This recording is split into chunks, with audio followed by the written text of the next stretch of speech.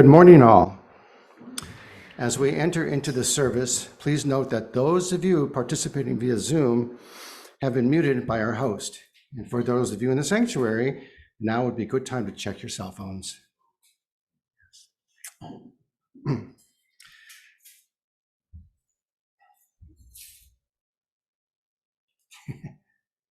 Me included.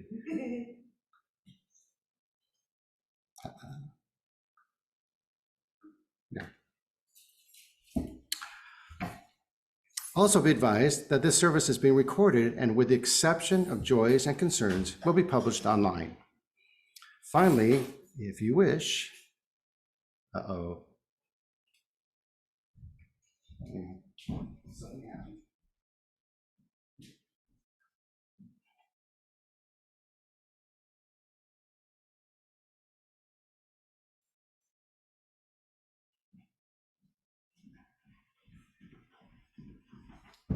I think if you wish, take a moment to arrange a chalice of your own at home. Good.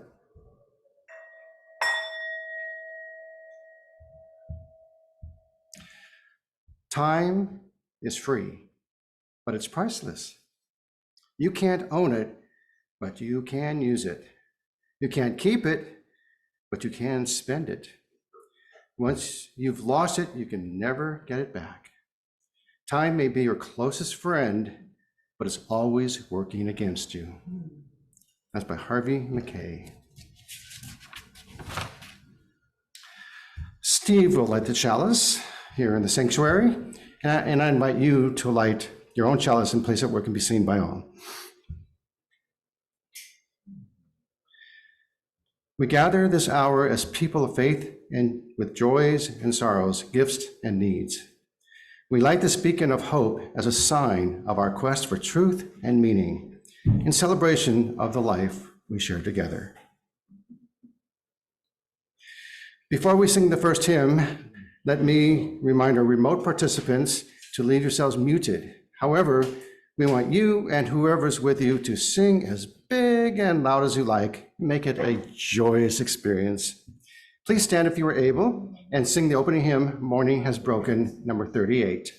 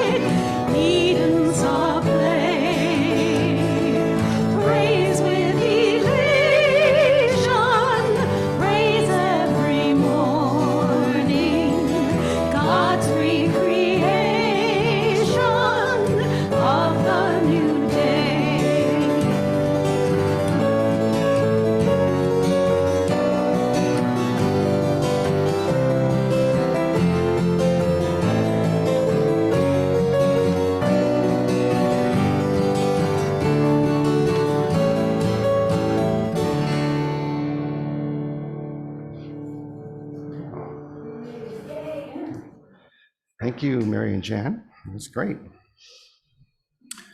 Good morning. Welcome to the Unitarian Universalist community of Cambria. We are glad you have joined us today. Our UUCC sanctuary sits on land which the Saladin and Chumash indigenous people historically inhabited. We honor their contribution to this region and give thanks to the opportunity to gather in faith on their unceded ancestral lands. Let's now share a moment of silence in appreciation of the beauty of the land we now inhabit.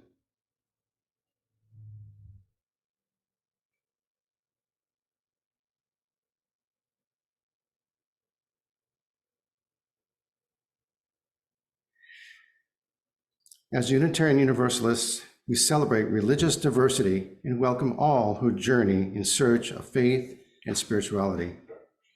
The UUCC is a lay-led congregation run by the democratic process. We invite speakers from different religious traditions and spiritual or scientific backgrounds to speak at our pulpit.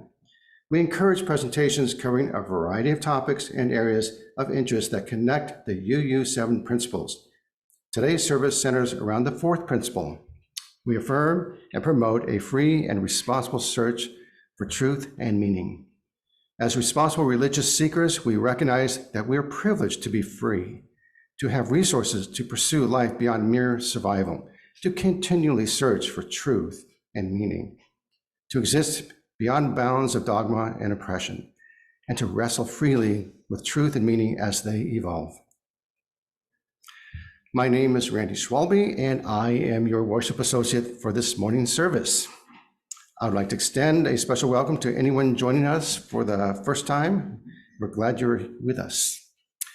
If you're not on our mailing list, please visit the UUCC website at www.uuccambria.org so that we can keep you informed about all of our activities. And please check out What's Happening, a weekly e-blast sent to all members and friends. It's a great way to keep up to date with our latest news. And if you wish to see this or any of the past Zoom services, the recordings can be found on the UUCC website and on Facebook. The membership committee invites non-members to consider joining the UUCC. Please contact Diane DeMarco or a person on the board if you're interested. Thank you. So again, good morning and welcome to everyone. The affirmation is both a recognition of the nature of this community as well as a promise to which we aspire. Let us now sing the affirmation. Love is the spirit of this church, and service is its prayer. This is our great covenant, to dwell together in peace, to seek the truth in freedom, and to help, and to help, and to help one another.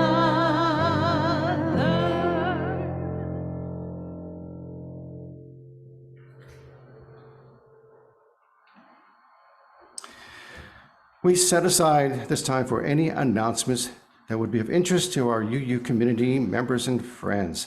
Please keep your items short and to the point. If something needs more explanation, please call or email the person after the service. If you'd like to make an announcement, please raise your hand. When Andy or I call your name, please stand and unmute yourself, then speak. Any announcements here? Kat? I just want to thank everybody that showed up last Friday. Rebecca was here gathering food or checks or whatever. Really want to appreciate everybody for that. It's going to happen again this Friday. But this time you can visit with Robert Wilkinson. Wilkinson. He'll be here from 10:30 to 12. I wanted you all to know that in the school newspaper, the grammar school, we are mentioned. And Danilda Ray, she thanks the Unitarian Universalists first and foremost for our ginormous donation to this food bank, you know. So I wanted you to know that we have been thanked every year. Doris? There's an operations committee meeting this week at 6 o'clock, so contact me if you want to come. Any You're not- day? What'd you say? Thursday. What day? Thursday. I'm sorry. Okay. All right, Andy, over to you. I'm going to come up here. Hi, everyone. I have 3 announcements. First one is a reminder that our meditation group meets every Thursday morning at 10 a.m. right here in the sanctuary. Second announcement is that the men's group will meet tomorrow at 10 a.m. here in the sanctuary. We'll also be available on Zoom. I'll send out a link for the Zoom meeting. And then thirdly, your religious education committee has purchased 5 copies of this book, Mistakes and Miracles, Congregations on the Road to Multiculturalism. This book is the common read that the UUA chose for this year, 2022-23. And as I say, we've purchased 5 copies, which I hope to share with the congregation. I have 4 more here today that I can hand out. Hopefully, we'll get a chance for everyone to take a look at the book, read the book, and then maybe coming in the new year in January, we'll start a discussion group around the book. It's pretty hefty, but it's really excellent material. So I'll be distributing that over the course of the next weeks. I just wanted everyone to know. Thank you. And let me take a look at the... Okay, I don't see any hands raised virtually, so Randy, back to you. Do you have an announcement? Jeff? Sorry, I kind of forgot. I just bought a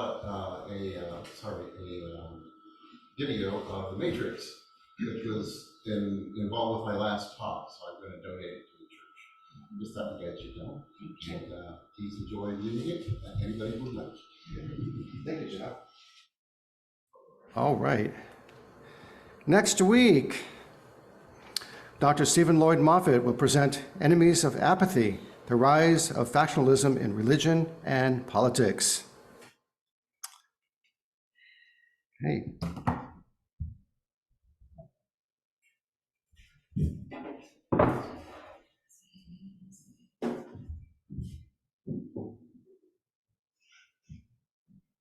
Stay lit.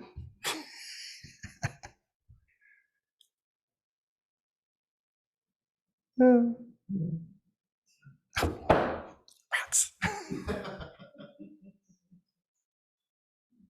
There's always redemption. Yeah, it worked in rehearsal. Ah. You use the clicker. Oh, so that doesn't count.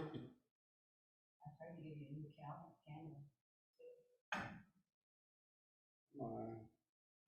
Use a fire starter. There you go.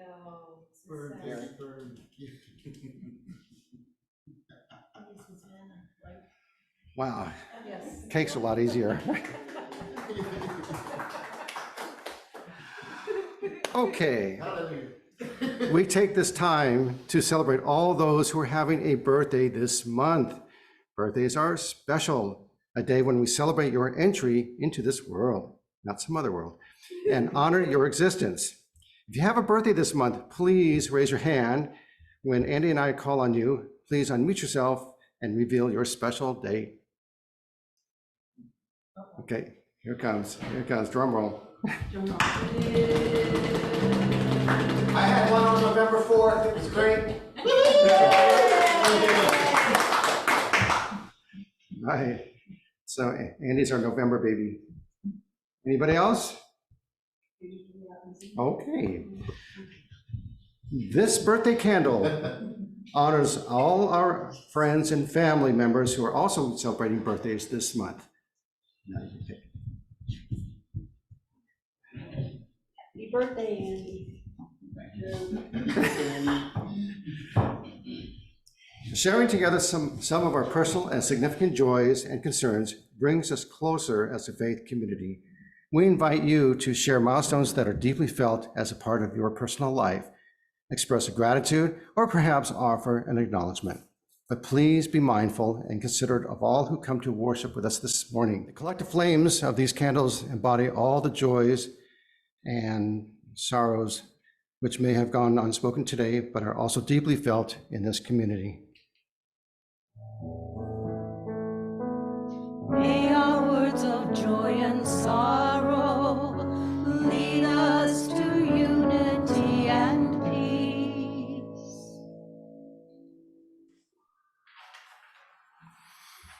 The first reading is from the book of Genesis, chapter 1, verses 1 through 5. In the beginning, God created the heavens and the earth. Now the earth was formless and empty. Darkness was over the surface of the deep, and the Spirit of God was hovering over the waters. And God said, "Let there be light." And there was light. God saw that the light was good, and he separated the light from the darkness. God called the light day, and the darkness he called night. And there was evening, and there was morning, the first day. Let us join in a time of meditation, of prayer, and of silence. Let us seek the quiet and the calm, laying aside our struggles.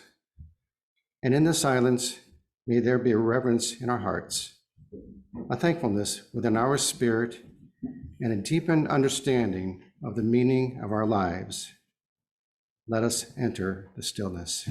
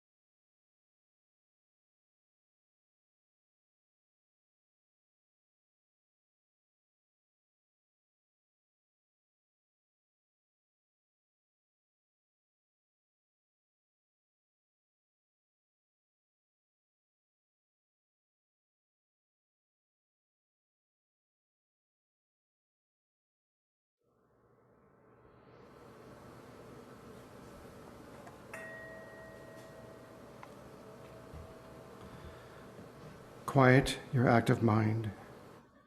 Soothe your troubled heart. Connect with your incorporeal soul. Ignite your dormant spirit. Reach beyond your essence to find your inner peace.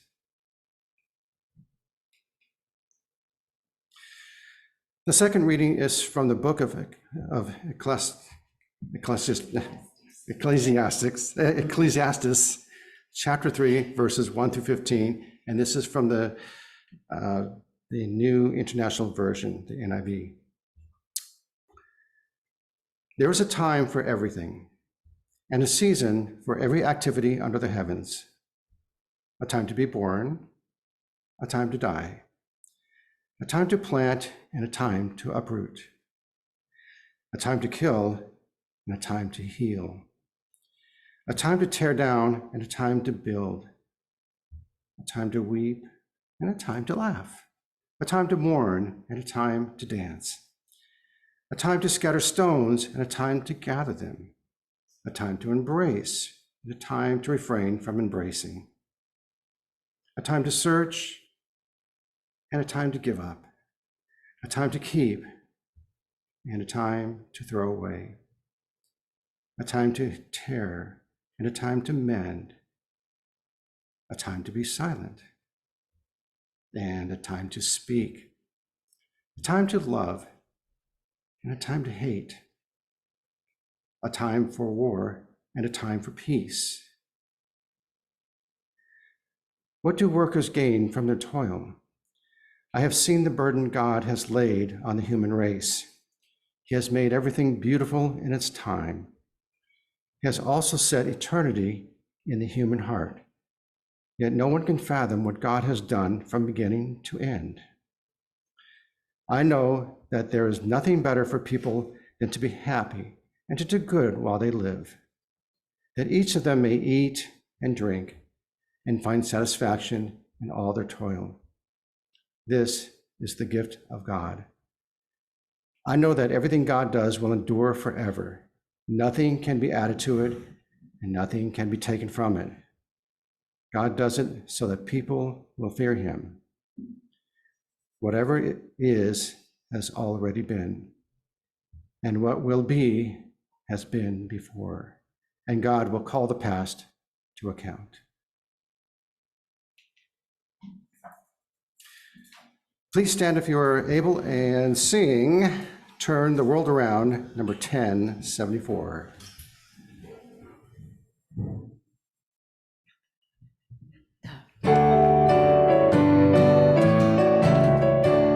We come from the fire, living in the fire. Go back to the fire, turn the world around. We come from the water, living in the water. Go back to the water, turn the world around. We come from the mountain, living on the mountain. Go back to the mountain, turn the world around. Oh, so is life. Ah, so is life. Whoa, so is life. Ah, so is life. Do you know who I am? Do I know who you are? See we one another. Do we know who we are? Do you know who I am? Do I know who you are? See we one another. Do we know who we are? Do you know who I am? Do I know who you are? See we one another. Do we know who we are? Whoa, so is life a bloody war. So is life. Whoa, so is life a bloody war. So is life. Water make the river, river wash the mountain. Fire make the sunlight turn the world around. Heart is of the river, body is the mountain. Spirit is the sunlight, turn the world around. We are of the Spirit, truly of the Spirit. Only can the Spirit turn the world around. Oh, so is life a body war. Ha! So is life. Whoa, so is life a body war. Ha! So is life. Whoa, so is life a body war. Ha! So is life. Whoa, so is life a body war. Ha! So is life.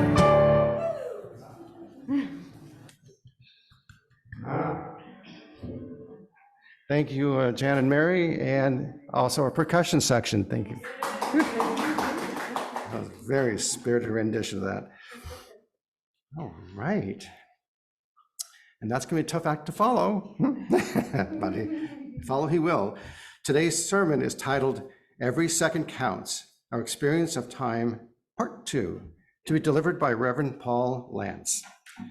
Paul Lance is a retired United Church of Christ minister who lives in Long Beach with his wife Patty and their 4 cats. Paul earned a Master's of Divinity and his Doctor of Ministry degrees from the San Francisco Theology Seminary. He and Patty were both chaplain's assistants in the U.S. Army, stationed in Georgia and in Germany. Paul's first pastorate was at the International Protestant Church in Zurich, Switzerland. In 37 years of ministry, Paul and Patty were in Michigan, Long Beach, and in Torrance, where yours truly was the music director. And I give you Reverend Paul Lance. First, let me thank Randy Schwalbe and your Unitarian Universalist leadership team in Cambria for inviting me to bring a message this morning. Some of you may recall, back on January 2nd, I was your very first preacher in the new year, and I spoke about our experience of time, past, present, and future, with an emphasis on daring to live in the present, in the now. Well, that experience of putting up a new calendar was natural for a jumping off point for that first Sunday in the new year. The calendar is a tool that helps us record the passing of time day to day by day in discrete blocks of 24-hour periods. Hanging a calendar like this one on the refrigerator is an occasion to reflect back on the year past, as well as to jot a few markers for the wide open span of days and months that lie ahead.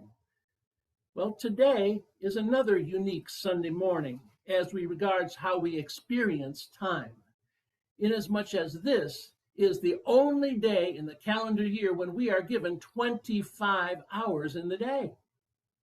This is not a 24-hour, but a 25-hour day. And I hope you have made some great plans for how you're going to spend that extra hour now that we've turned our clocks back to daylight standard time. Pacific Standard Time. Furthermore, it's possible that today is the very last time American clocks are going to be falling back.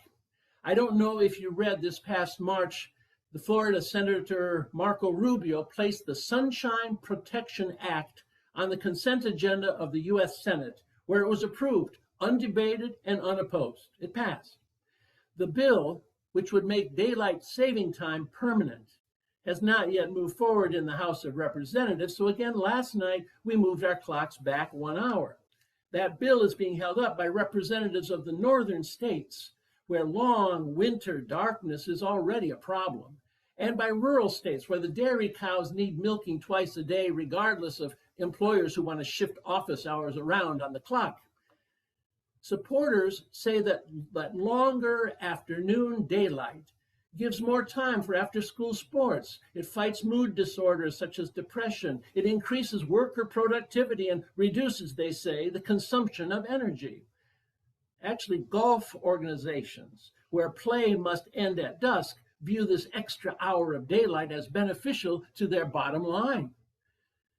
California's legislature, like the Sunshine State of Florida, has already voted to stay permanently on daylight saving time as soon as Congress makes it lawful for us to do so.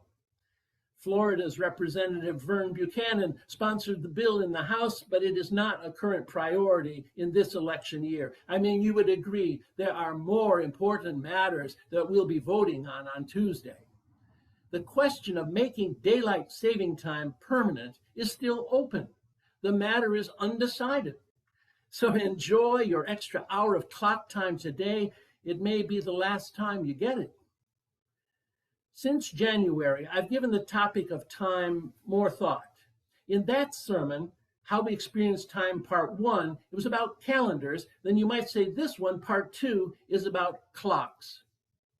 Using a day as a basic measure of the passing of time was a logical outgrowth in connection to a universally experienced natural phenomenon, the recurring and obvious difference between night and day. Everywhere on earth, the sun rose in the morning and set again after a given number of hours, and then the night followed for another span of time. Everywhere on earth, the changing seasons of the year, the relative latitude of the setting to the far north or to the southern extremes made for longer and shorter spans of light and darkness, but that daily rising and setting of the sun was consistent and relentless. European calendars were designed to record 7 days to the week, with about 4 weeks to the month. Actually, the month is only 28 days long, and that's why we occasionally get a second new moon in a single month, and that's, of course, the so-called blue moon. But I digress. Counting the days and the nights in linear sequence to measure the passing of time was like, obvious. In Jewish tradition, as we heard in the Genesis creation story, darkness predates daylight. So consequently, they count their days as beginning at sundown. Lila Villon, night and day. Most other cultures either start counting their day at the stroke of midnight on the clock, as we do in America, or at sunrise with dawn bringing the new day into being. Because that's when the rooster crows and the birds begin to twitter. Daybreak is when the red robin comes a bobbing along, singing, wake up, you sleepyhead, get up, get out of bed, cheer up, the sky is red, live, love, laugh, and be happy. Day and night are universally experienced natural phenomena. When I was a teenager, I wrote a poem that was published in my college literary magazine, and in it I wrote, I watched God make sunshine today. I sat in bed and I waited for it to come tumbling down. But God made it right in front of me with no beginning. The difference between night and day, between darkness and light, is probably the greatest difference in the universe. But in watching a sun rise, the true border, when one can say, oh, now it's light, it's invisible. At some moment, we just simply realize it's here. That was my dawning awareness that throughout history, human society tends to create arbitrary categories into which lived experiences are divided. Day as something other than night. For example, light as opposed to dark, when there are actually great variations and shades of gradations and all manner of interdependent connections between all those categories. The naming and the classifying that we do is only for our convenience in order to fit various lived experiences into our language. Of course, if I had been raised Unitarian Universalist instead of a Congregationalist, it would probably not have taken me until I was a teenager to discover this, because I would have heard the UU principle of respect for the interdependent web of all existence of which we are a part, affirmed and promoted from childhood on. So consider me just a late bloomer. But calendar days are not the only way that people divide up their experience of time. The further division of a day into 2 lots of 12 hours, and then dividing those hours yet again into 60 minutes, each one consisting of 60 seconds, was purely arbitrary. There's nothing inherently necessary in nature to warrant such classification. 2 sets of 12 hours each, one designated AM, the other PM. Each hour then further divided into 60 minutes, tick, tick, tick, tick, tick, tick, tick, tick, and each minute consisting of 60 seconds. That's kind of complicated math when you stop to think of it, as we are this morning. Why didn't they design those hours on the decimal system? Huh. I mean, we could have had, say, 10-hour days and 10-hour nights with 100 minutes in an hour, easily divided into decimal points if you wanted to count the seconds, right? The math would have been so much easier if we were dividing by tens. But somebody long, long ago chose 12-hour sets of 60-minute hours with 60 seconds as the basic unit when marking time. And as a result, the passing of time seems to be a matter of calculating the numbers. You're looking at a watch face or at a clock or at your digital readout on your smartphone rather than measuring anything you're actually doing. I mean, how often have you looked up from an activity in which you've been engrossed only to discover how many hours had expired in the meanwhile?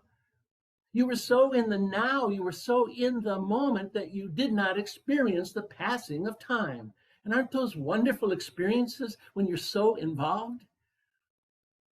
The calendars we talked about in January are only one way of measuring and marking the passing of time. More often, I suspect, when we talk about time, it's usually couched in terms of minutes and hours, clock time, as much as calendar days, weeks, months, years. When it comes to history, we might consider passing of centuries or even speak of millennia. But for scientists, the actual basic physical unit of time is the second. And that goes by very quickly, doesn't it?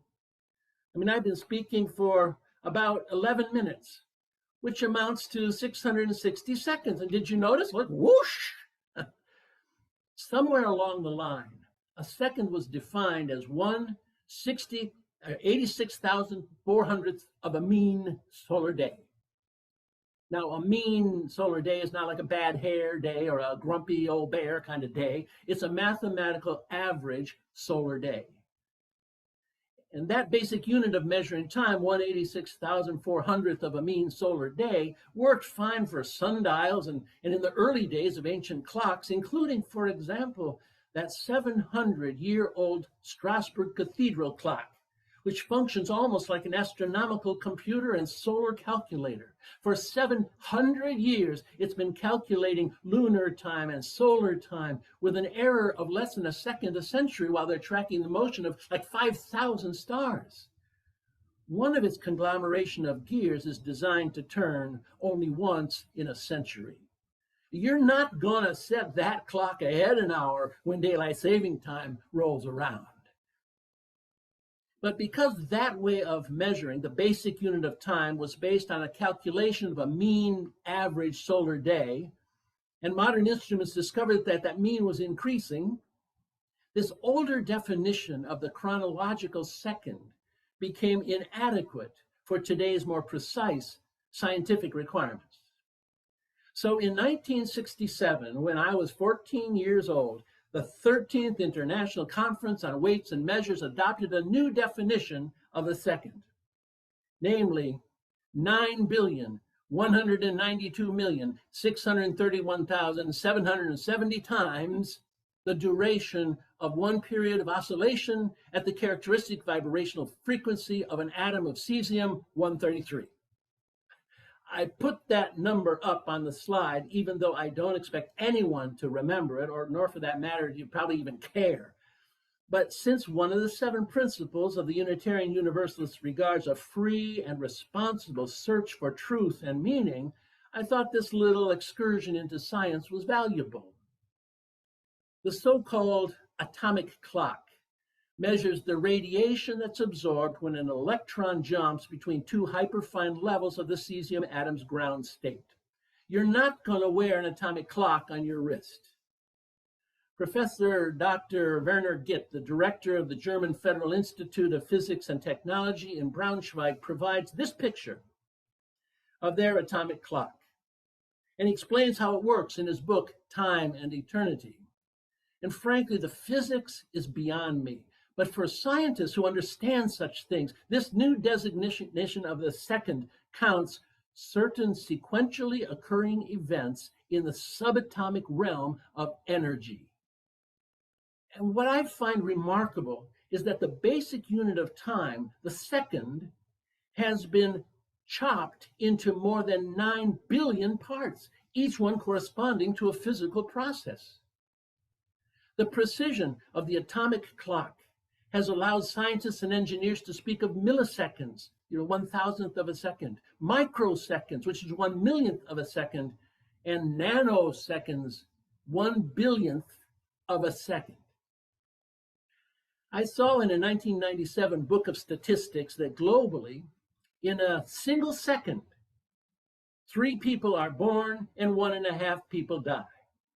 Now, that may have changed a bit in the intervening 25 years since that book was published, but we know that world population is still growing.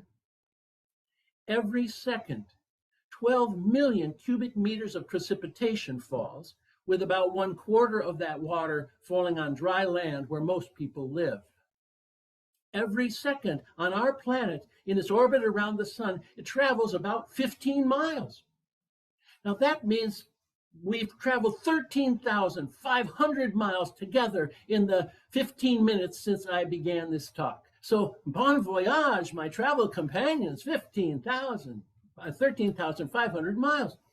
In a single second, 2.5 million red blood cells are produced in our bone marrow, and 4 billion impulses are exchanged between our cortical hemispheres in our brain. All that is happening right now at this instant in and around every one of us, every second. Wow, we live in a more active and energetic environment than most of us would ever imagine. The point is, every process takes its necessary amount of time to transpire, even if it's infinitesimally quick. As Ecclesiastes 3 puts it, for everything there is a season and a time for every activity under heaven. The scroll Ecclesiastes in Hebrew scripture is accredited to King Solomon together with Proverbs as proof of his great wisdom. The opening verses of chapter 3 state the familiar truism, for everything there is a season and a time for every matter under heaven. A time to be born and a time to die. A time to plant and a time to pluck up what is planted. The pattern continues for 8 more verses, a time to weep and a time to laugh, a time to mourn and a time to dance, a time to embrace, and so forth, summing up in verse 11, God has made everything beautiful in its time and has also put eternity into our mind. The author concludes in verses 12 and 13, I know there's nothing better for them than to be happy and enjoy themselves as long as they live. Also, that it is God's gift that everyone should eat and drink and take pleasure in all their toil. Cheer up, the sky is red, live, love, laugh, and be happy. That portion of the book of Ecclesiastes is frequently quoted. It even became popularized by a folk song. To everything turn, turn, turn. There is a season, turn, turn, turn, and a time for every purpose under heaven. I think most of us can live with that linear perspective of time. Recurring routines, sequential patterns, seasons is a good word, I suppose, because everything we do takes time. But then the author of Ecclesiastes reaches a sad conclusion in verse 15. That which is already has been, and that which is to be already has been. And then begins a list and litany of injustices, oppressions, and relentless foolishness that follows for the next 6 chapters of the book. Events are portrayed as vanity and striving after wind. A list of examples of grievous evil and meaninglessness taking place under the sun. In all this, the author projects time as a cycle of recurring activities rather than any sense of linear unfolding. And for all we know, it will go on that way for all eternity, endlessly repetitive. If one takes this view, there is nothing new under the sun. That theme, the cyclical nature of time, is clearly articulated in the opening chapter of the book of Ecclesiastes. And I quote, what has been is what will be, and what has been done is what will be done, and there's nothing new under the sun. Ecclesiastes chapter 1, verse 9. Is there a thing of which it is said, see, this is new? It has been already in the ages before us. Ecclesiastes 1:10. As I said in January regarding the past, it can be enlightening to look back over how things used to be and notice how things have changed. That is to say, we can and we must learn lessons from history, but we are designed to live in the present with all the potential energy of current reality at hand, making every second count. So while I agree with the author of Ecclesiastes that there is a time for everything in its season, I experience the bulk of the book as deeply disempowering because the passing of time is assumed to be an eternal cycle that is itself determined to recur regardless of one's present agency. Now, let's be honest about the relative weight of the past and its tendency to reoccur. See, what we've done before, we tend to do again. The last time we spoke, you may recall I pointed out the Bible is full of stories that retell things that went before, our literal past, our history, stories which may influence who we have become. But I said the purpose of retelling such stories from our past is aimed at the present moment and the active role that today has in creating our future. Returning to this morning's text, there is a season for everything and a time for every activity under heaven, a time to be born and a time to die, and so on and so on, and so it goes. That long list of life events and activities noted by the writer underscores the point that nothing, absolutely nothing that happens in this world is excluded from the necessary utilization of time and its relentless passage in accordance with the laws of nature. All events and experiences, whether we rate them as good or bad, as long in duration or quite short, must last for a certain amount of time. Of course, on the one hand, we're glad that bad events have limits to their time. They're over. On the other hand, we would like to retain beautiful things forever. Many of us have looked back with longing, if only we could be 25 again, or youth and health are such wonderful things. Why can't they last forever? In temporal reality, in the world of space and time, where 9 billion things are happening in a single second, we need not look back with sadness and nostalgia at what has passed into history. The point of my message back in January was to help us see that what was ending in a past event becomes an opportunity to envision a new beginning, which is to say we're using the past as a resource, not as a burden, because it's what's brought us to this moment. It's a moment of action, of decision, of doing something new. Or if we so choose, we can always do again what has already been. I admitted then, and I repeat now, there is a weightiness to the past because it's familiar. It's helped shape us and our community. But do not forget, it is past. It is over. It is complete. This is the day that the Lord has made. Let us rejoice and be glad in it. I find it helpful to approach things with an attitude of gratitude, giving thanks for what we are going through in this moment, for what we've experienced in this life, and even those things which have caused us pain, toil, trouble. They were also temporal, which is to say, they do not last. And say, thank God. Everything over time is temporary, even the mountains.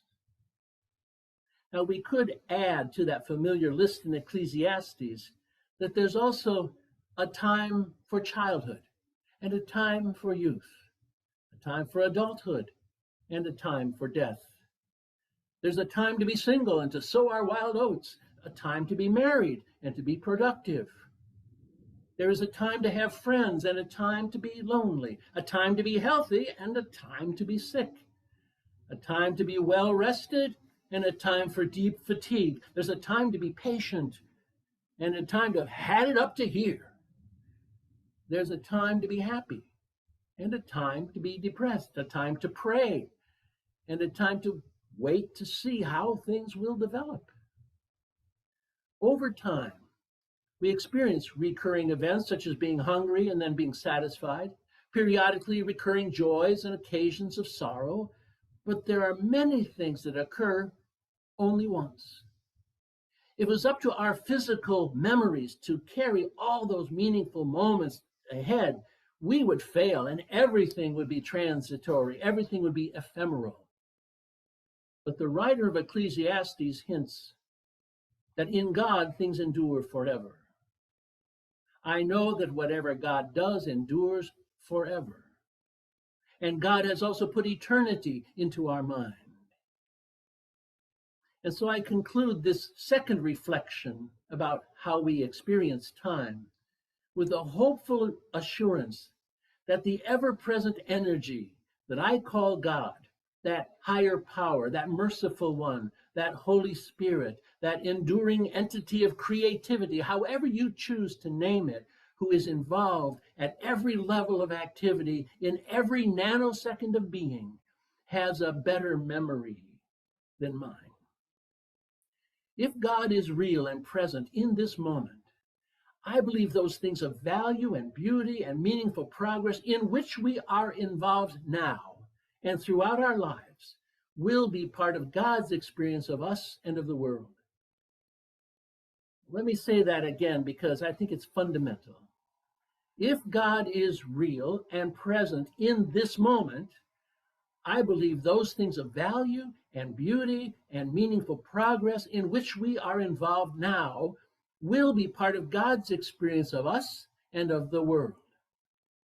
If the novelty that we bring to this moment, the energy that we invest in this second, this hour, this day, adds to the qualitative good of our evolving universe, surely God will retain that good and maximize its influence in moments yet to come. Let me say that again, if I may be so bold. If this present moment adds to the qualitative good, the beauty, novelty, and complexity of our evolving universe, surely a good God will retain that good and maximize its influence in moments yet to come, whether we are alive to experience it or we've passed on. Our Creator is still creating. In my opinion, there is the eternity of lasting value of which my life is a component. In God's ever-present involvement with life as it is, and as it is evolving toward a better future for all.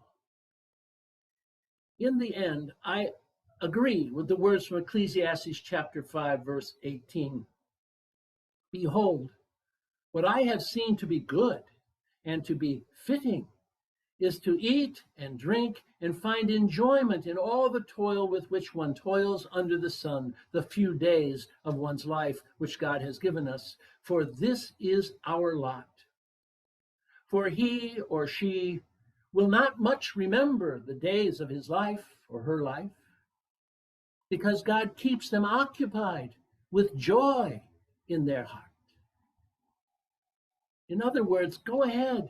Live with gusto the days that God gives us. Make every second count, for while they may not be long remembered by you and me, that which is joyful, that which is meaningful, creative, beautiful, novel, will be retained in the fullness of God's time, which is eternal.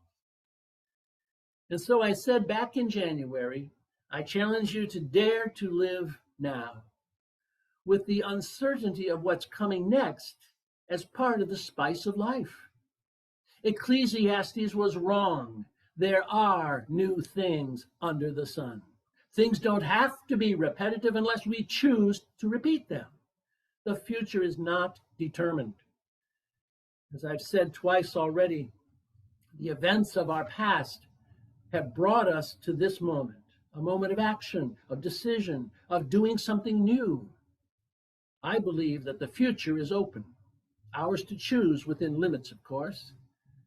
The indeterminate nature of life, the open uncertainty of tomorrow, is more than the mere spice of life. It's the basic meat and potatoes of life. I encourage you again today, as I did in January, to live with eyes wide open to what's at hand every second, to eat and to drink and to find enjoyment in all the toil with which one toils under the sun, finding joy in the incomplete and essentially malleable reality of daily life as it comes to us in every 24 hours on the calendar. Spend your time with extravagance. Use it up to its fullest. Make every second count. Enjoy. Amen.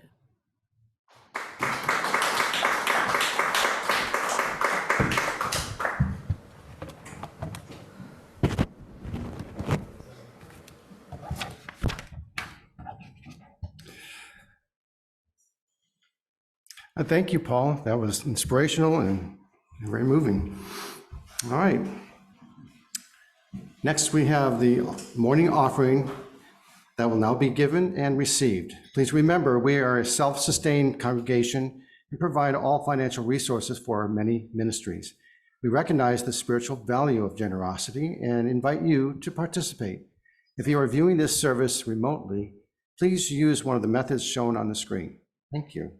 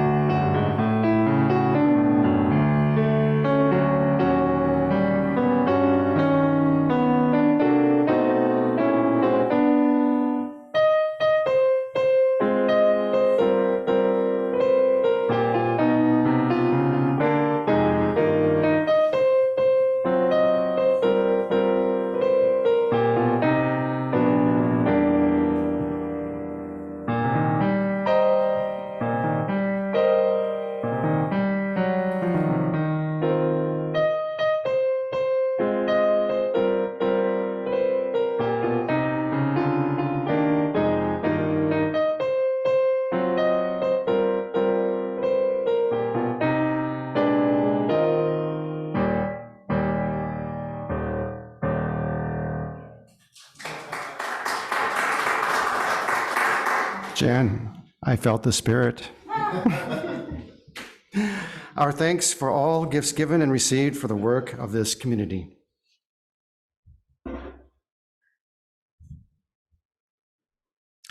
Let us now sing the doxology.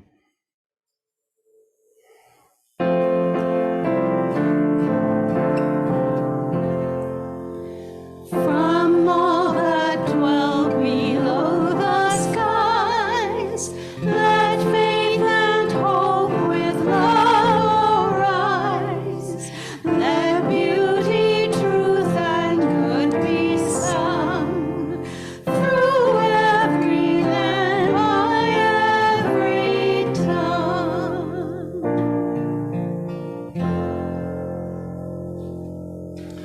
Please stand if you are able and sing the closing hymn, Let There Be Light, number 142.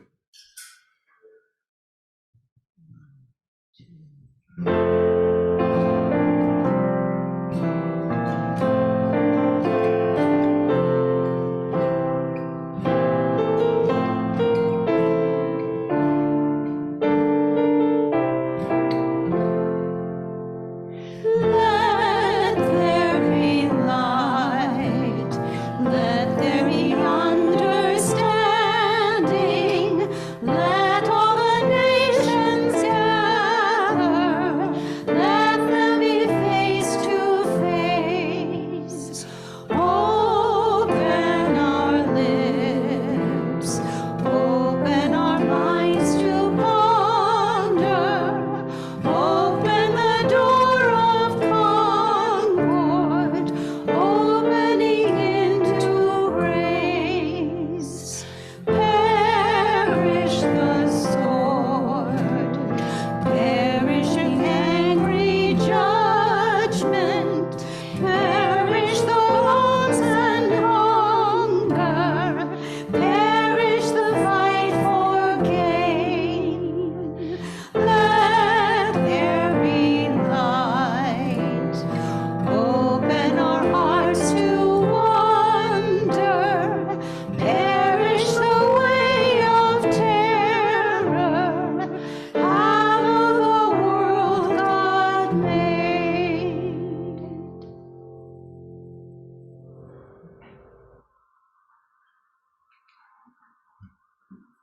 Please be seated. Let us now recite the valediction.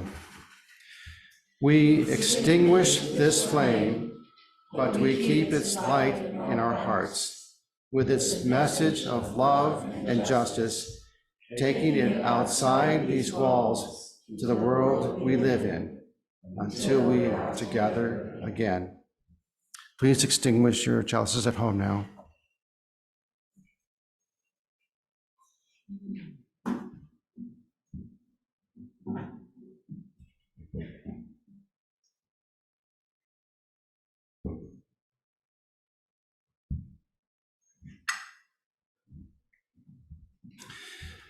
After the benediction, we encourage you to stay for questions and comments. So after this, you join hands, have a seat again, and we'll have questions, comments with Reverend Paul.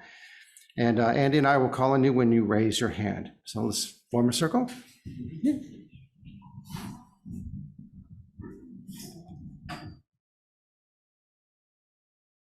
With the infinity of time that is now past, influencing us, and the equally infinite future luring us onward, you and I live at the precious and unique instant where those two infinities meet.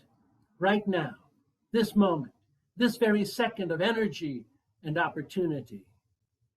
It may take some courage to live with the knowledge that the future is utterly open, not yet determined, not foreordained, nor destined to repeat. It certainly takes energy to live with agency, that is, the ability to choose, to act, to make a difference, to enjoy the gift of life as it comes to us one day at a time. There is never anything but the present. And if one cannot live there, one cannot live anywhere. It is now, today, the present moment when life is lived. Now is when change is birthed and decisions are made. May you have the courage to live as if each day counts, as if every second counts, and draw from those seconds the abundant energy of now. Enjoy. Amen.